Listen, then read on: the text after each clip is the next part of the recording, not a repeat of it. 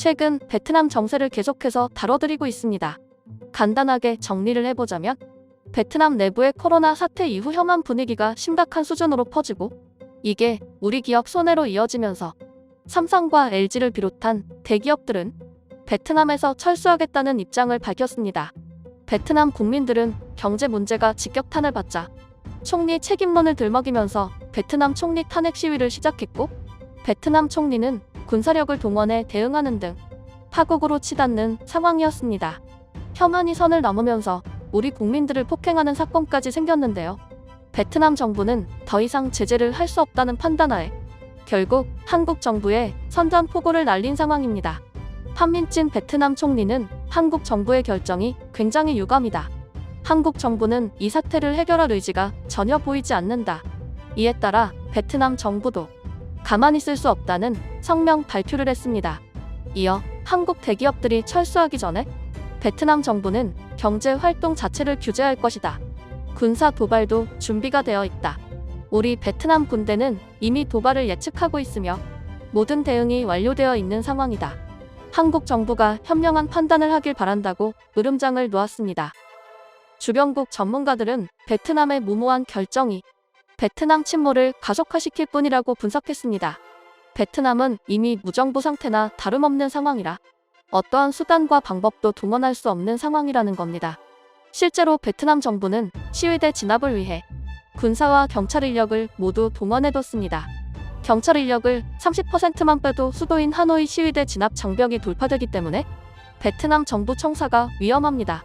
다른 도시의 진압 세력을 빼게 될 경우 그나마 남아있는 경제활동 주체인 점포와 기업 공장까지 위험해지기 때문에 이쪽 역시 대안이 없는 상황입니다. 베트남 경제 관료들도 난색을 표했습니다. 혐한 분위기 이후 한국 기업들의 공장 가동률은 무려 45% 이상 감소한 것으로 전해졌습니다. 이 때문에 공장 주변 지역을 비롯한 경제 흐름이 끊기면서 베트남 1인당 GDP도 계속해서 하락할 것으로 전망됩니다. 1인당 GDP가 하락하는 것을 GDP 디플레이터라고 부릅니다. 명목 GDP를 실질 GDP로 나눈 값으로 GDP를 구성하는 투자, 소비, 수출입 등 경제 전체의 물가 수준을 반영해 GDP 물가로도 불립니다. GDP 물가가 1년 내내 하락세인 점은 디플레이션의 공포에 대한 우려를 키울 수밖에 없습니다. 국내 물가와 무관한 수출입 물가도 포함돼 디플레 증거로 단정할 수는 없어도 일본이 잃어버린 20년을 겪는 동안 GDP 물가가 하락 국면에서 좀채 헤어나지 못했음을 기억할 필요가 있습니다.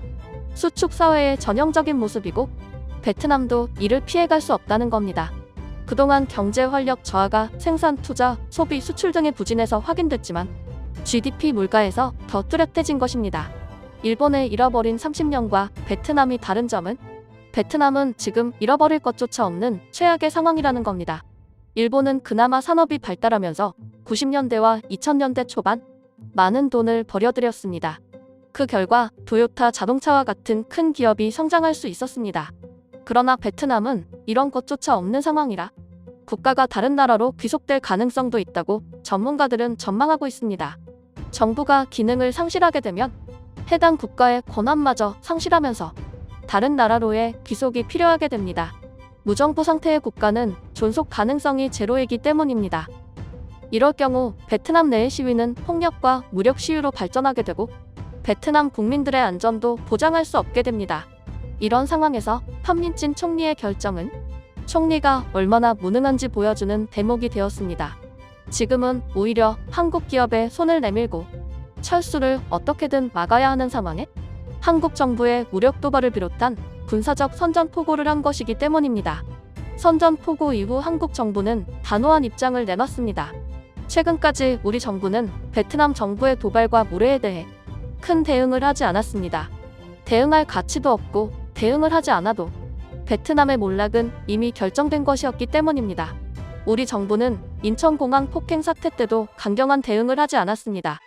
베트남인이 우리 공항 직원을 폭행하면서 인천공항은 베트남발 한국행 항공편 그리고 한국발 베트남행 항공편을 전면 거부하겠다고 밝혔지만 우리 정부는 입장을 밝히거나 하지 않았습니다. 그러나 이번에는 달랐습니다. 외교부부터 국방부까지 강경하게 대응하면서 베트남 정부는 초비상 사태입니다. 우리 외교부는 베트남과의 수교를 전면 중단하겠다고 밝혔습니다. 베트남이 외교 파트너로서의 모든 신의를 저버렸다는 판단에서입니다. 외교부는 베트남 관련 지원을 모두 중단할 방침입니다. 수출입 관세 관련 문제, 그리고 베트남에 분포해 있는 우리 기업에 대한 지원 역시 중단합니다. 베트남을 이익 삼는 행위를 근절하겠다는 의지인 것입니다. 국방부에서도 발표를 이어갔습니다. 베트남 정부가 무력 도발을 시사하면서 우리 군사력이 베트남과 차원이 다르다는 것을 잊으면 안 된다면서 정부가 존재하는 이유는 국민의 안전을 보장하기 위해서다. 국민에는 군인들도 포함된다. 우리 군인들의 피해 없이 베트남 정부는 충분히 제재할 수 있을 정도라고 경고했습니다. 베트남 정부의 발언을 책임지게 만들어주겠다는 겁니다. 우리 정부의 강경한 대응은 외신들을 통해 주변국들에도 전파를 탔습니다. 주변국들의 반응은 충격적입니다. 베트남과 우호적인 관계를 가져가던 주변국들 모두 베트남 거리 두기를 시작했습니다. 가장 적극적인 건 미국입니다. 미국 언론들은 한국의 결정을 미국도 따를 수밖에 없는 상황이다. 백악관에서 곧 발표가 나올 것이라고 보도했습니다. 곧바로 백악관 대변인은 베트남 현지 상황이 불안정하기 때문에 당분간 베트남 여행은 금지하는 것을 권고한다고 밝혔습니다. 중국도 베트남에 비우호적인 입장을 내놨습니다. 공산국가로서의 책임을 다하지 않고 민주국가보다도 못한 정치력에 고개를 흔들 수밖에 없다는 입장이었습니다. 베트남의 도발로 침몰은 더욱 빠르게 진행될 것으로 보입니다. 결국 판민진 총리는 굴욕을 맞이했습니다. 해당 발언을 한 지 하루 만에 철회한 것입니다. 판민진 총리는 발표 하루 만에 어제 발표한 내용에는 오류가 있어 정정할 필요가 있기 때문에 없었던 것으로 생각해주면 좋겠다는 입장을 밝혔습니다. 베트남 국민들은 더욱 동요하기 시작했습니다. 총리가 굴욕적인 외교를 보이면서 더 이상 베트남 정부는 존재하면 안 된다는 것입니다. 결국 총리 책임론과 탄핵 시위에서 베트남 정부 규탄 시위로 번지기 시작하면서 시위의 수위가 더욱 심해질 전망입니다. 베트남 정부 내에서는 계엄령 선포와 관련된 내용도 나오기 시작하면서 제2의 미얀마 사태가 될 수도 있다고 경고했습니다. 현지에서는 국민들의 시위 참여를 제재하는 한편 안전을 위해 출근 시간을 조정하라는 권고가 기업들에게 내려간 것으로 전해졌습니다. 베트남은 지난 한 달 동안 경제 활동이 마비되면서 동남아 최빈국으로 전락하기 시작했습니다. 당장 기업들이 베트남에서 나와 다른 동남아 국가로 공장을 이전하고 파트너 관계도 다른 나라와 맺기 시작하면서 베트남의 경제 이익과 흐름은 전면 중단된 상태입니다. 베트남 국민들은 더 이상 베트남 내에서 경제 활동만으로 삶을 이어갈 수 없을 것이라 판단하고 이웃 나라로 이주하겠다는 사람들이 40%를 넘어선 것으로 전해졌습니다. 설문 결과 현 정부에 대한 부정평가는 무려 80%에 육박합니다. 베트남 정부의 초비상 사태는 당분간 지속될 것으로 보입니다. 당장 경제 회복을 위한 기회가 모두 소실된 상태라서 정부 파산도 머지않은 것으로 보입니다.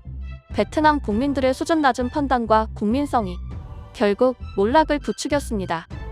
그 국민의 그 지도자라는 말이 떠오를 정도로 베트남 정부는 무식한 태도를 유지하면서 그나마 남아있던 주변국들마저 등을 돌리게 만든 상황입니다.